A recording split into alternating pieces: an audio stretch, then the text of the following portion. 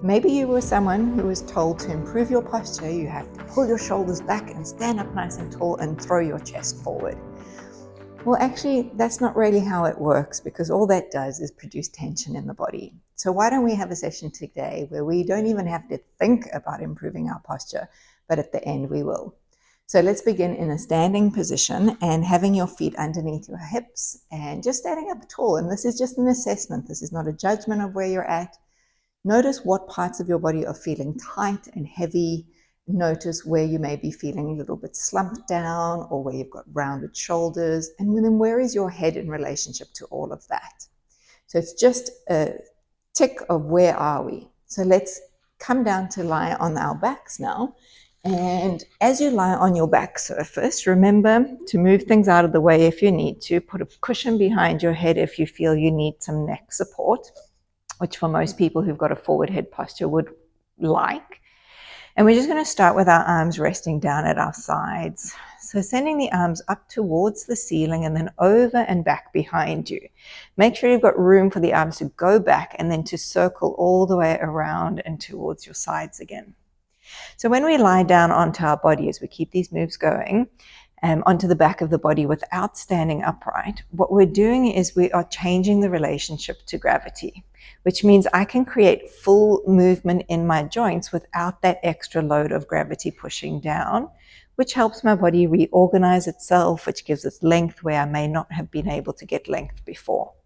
Hold your arms down at your side and reverse the circle. So we go wide and then bringing the arms forward and down. So as you're doing the movement, it should feel smooth inside of the shoulder joint. It should not feel clunky. It should not feel painful. It's just an opening of the sides of your body all the way over to the fingers and down. We have one more time, just rounding out to the sides. And then as you come forward, just stop with your arms above you. So your fingertips are facing up towards the ceiling. From here, we're going to move one arm only. So slide the shoulder up towards the ceiling, fingertips aiming high, and then settle the shoulder back onto the mat surface. And then the other side is going to reach up and bringing it down. So as we do this, we often do it two sides, but today with a single side, you're just going to feel how does one shoulder react and move in comparison to the other. Does it feel easy to get the slide up? Does it feel easy to get the slide down? We're going to add on to the movement. As my fingertips go up towards the ceiling, my other elbow is going to bend down towards the floor and then bring everything back to level. And then change sides, reach up, pull the elbow down, and then settle.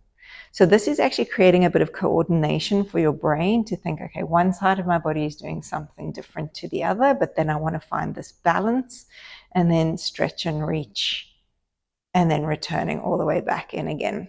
From here, we're going to let the arms rest down towards your side. Wriggle your feet in a little closer as we introduce a bit of rolling through the pelvis.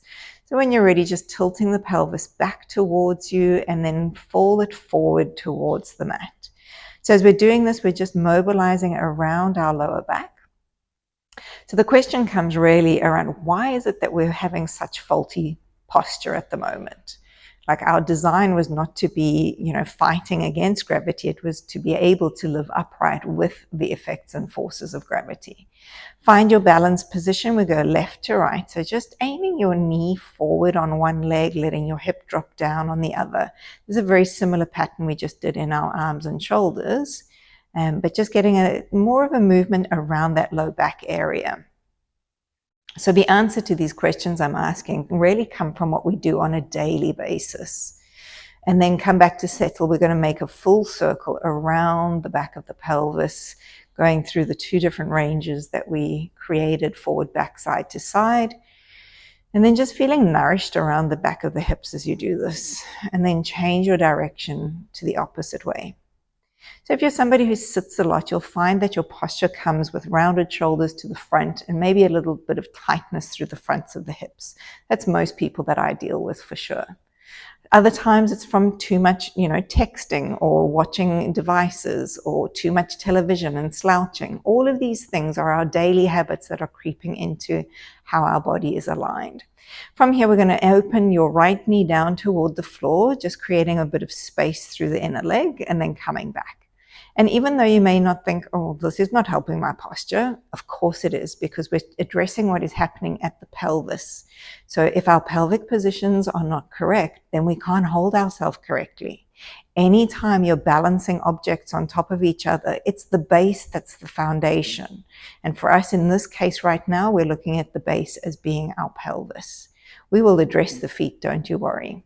And then opening out again, and then bringing it back. From here, we're going to bring one knee up into the air and then follow it up with the other leg, and then first leg down, and then second leg down, and then lift with the other side. So up, up, and then down and down. As you keep alternating your lifting leg, you want to make sure that you're not creating tension in your neck or your shoulders. You also want to ensure that you're breathing constantly through the movements. So, whatever breath style works for you, the important thing is that you're not suddenly exhaling everything after the movement has occurred. That would mean that you're holding your breath. One more round and bringing it up and down and down. From here, again, make sure those feet are a little narrower, closer to you, so we can go into a bridge. So tilting the pelvis back, beginning to peel the spine away from the mat surface, and then coming back down again. So posture is really started from, as newborns and how we develop our muscles. So we spend a lot of time on our back body. I'll link a video here with primitive movements and how we go from sort of womb and then into standing upright.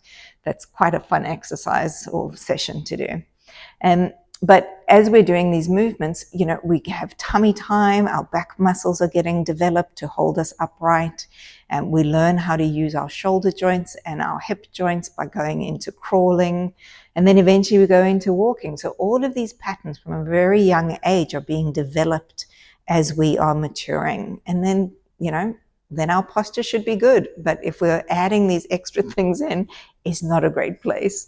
All right, last time we're going to bring you up. We're going to hold your position. We're going to send the arms all the way over, creating a nice long line. So fingertips reaching away from feet. Roll your spine down and then bring your arms to your side. So 4 separate moves. The pelvis is lifting up into the air. The arms reach overhead. Keep the arms just off the mat. Peel the spine down to the ground and then bring the arms back. Why do I keep the arms off the mat, you're going to ask? Well, that's because when the arms go over, I want you to feel length and strength in your arms, in your shoulders, in your side body. If you collapse the arms down, you're going to lose the benefit of that natural toning that everybody wants. Send the hips up, send the arms over, and then bringing yourself all the way back down to your mat surface. Arms follow to the floor. Let's turn over onto a side. Take your underhand and hold your head, and then your 2 knees stacked on top of each other.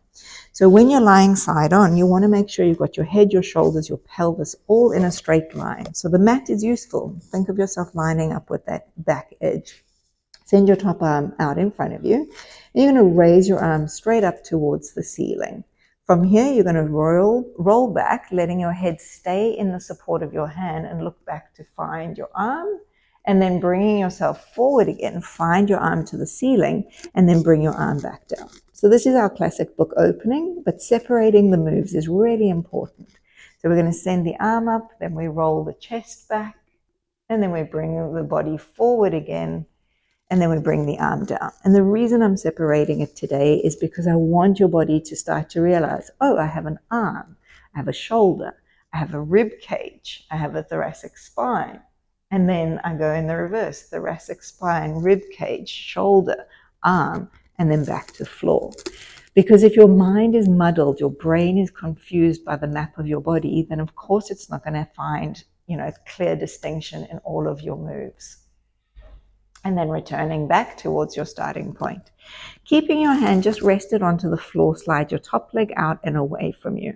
So you may have remembered me saying that sometimes with our posture, we've got a lot of tightness in the front of our hips. So we're going to focus on opening that hip up. Keep your foot flexed and start to move that leg backward behind you, just to the point where you can still keep balance. If you go too far, you're going to shift your body weight forward to counterbalance. This is what posture is. It's a counterbalancing of levers and of forces. So bringing the leg forward just in line with the under thigh. Let's not bring it higher than that today. And then again, sending that leg backward. Find your edge without tipping forward. And again, slide it to the front and then slide it to the back. And again, we'll go for 2 more. I suddenly have my hands on my body because I'm feeling my rib to pelvis connection so that I don't expand that area as my leg goes out. 1 more time as you take it back behind you. Now, find a comfortable distance, not your maximum, but just behind the body. Turn your toes down toward the floor, and then we're going to tap and lift just for 5. You can always do more if you feel like it's beneficial for you, but the shortness of our video only allows us to do 5. And then from there, we're going to level the leg again. We're going to make 5 circles each way. So again, could you keep that distance between rib and pelvis nice and leveled? Once you've done 5, pause and then repeat in the opposite way. There's a lot of work happening here. We've got to build up our strength through our hips in order for us to stand upright and balanced in nature. All right, let's rest down. We're going to go and do it all again on the other side. I'm just going to flip over to the opposite way. And again, we set ourselves up, side lying position. Hand is cradling your head. Top arm is nice and long. Be sure that you're in a straight line behind you. Raise your arm to the ceiling first. Is that even possible? Can you have that separation of movement? Then rolling the chest back. Let your head remain heavy in your hands and then come forward again. Now, it's really not important to touch the floor behind you. What's important is that you can roll your head, roll your chest, keep your arm connected in the shoulder and not drop it out of its socket, and then return the body back to neutral. So I think I've just given the best sort of description of posture. It really is just balancing forces and counter levers against a force of nature that we can't even see, which is gravity. And again, up and back. If you know me and you know my videos, you know I always have a little laugh in the middle of everything because I'm thinking of all the times I've said a particular word through the session. If you can pick the word I've said a lot today, put it in the comment and we'll have a laugh together. All right, last one is we send that arm all the way back, rotating around, and then bringing yourself all the way through the center. From here, we straighten the top leg. Again, let your hand rest in front of you, or do what I did before, where you put your finger on your lower rib and your hip bone and try and keep that distance the same. So we're going to send that leg back behind you. Focus on the backward movement and then bringing the leg just in line with the under thigh. And again, sending it backward and bringing it forward. So notice if you want to rock through the pelvis. Notice if you want to create tension in other places. Sometimes when your hand's on the floor, you'll feel like you want to roll into your arm. So make sure your fingertip touch is light. It's just meant as a little security balance, not as your firm foundation.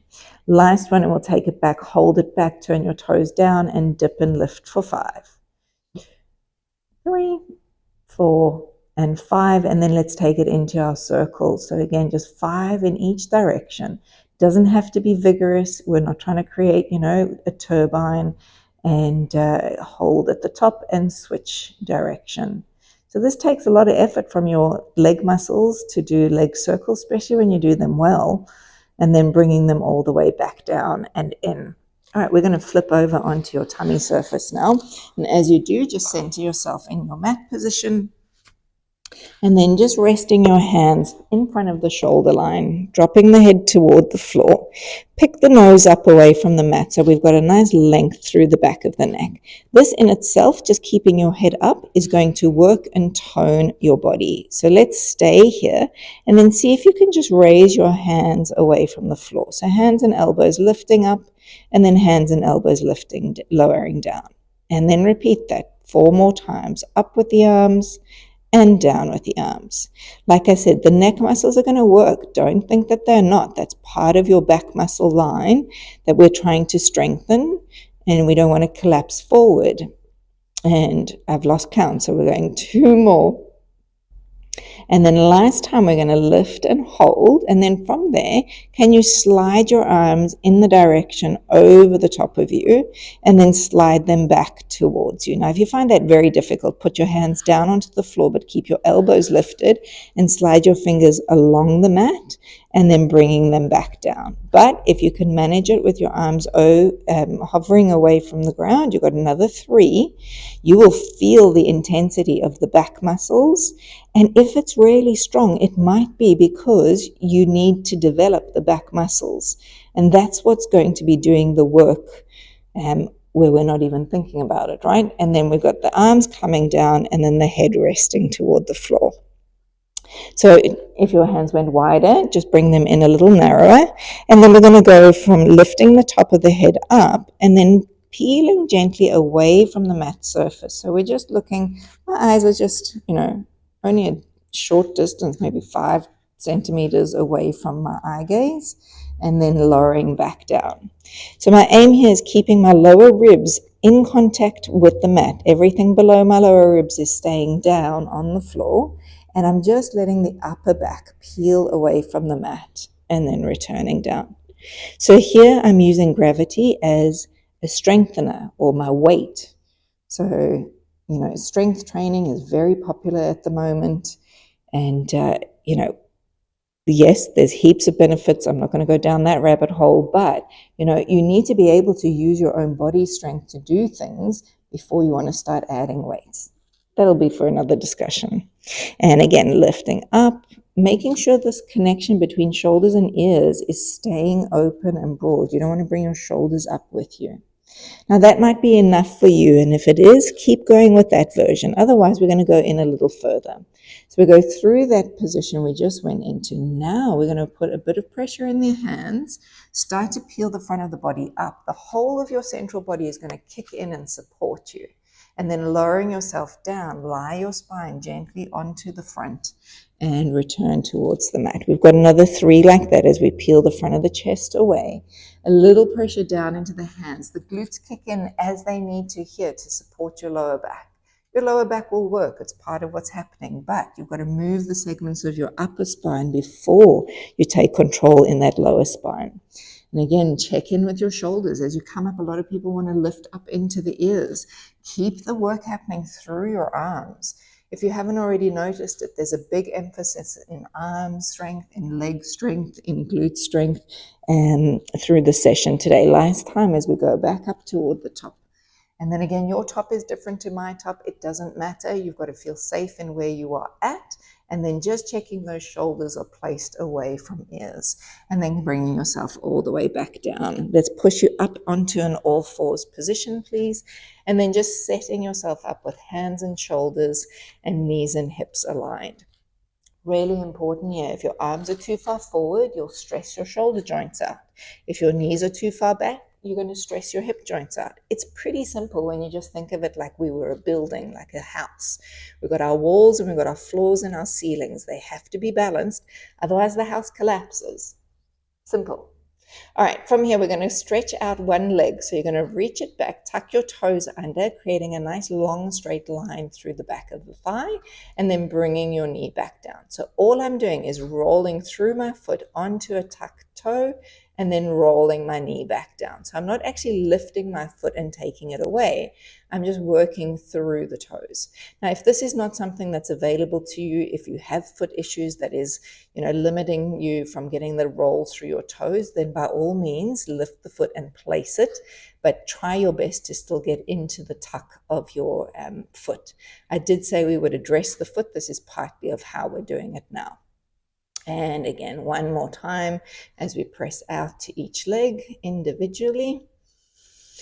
All right, so the next move that we're about to make is a bit more challenging. It's both legs going, but if you're finding that the 2 legs is too much, just continue with the singles. We're going to do 4 in total. Here we go. We roll through the feet onto the toes and stretch, and then roll through the feet and onto the knees. Relax. And roll through the feet and over onto the toes, and then roll through the feet and down towards the knees. And 2 more times. Reach out long and return.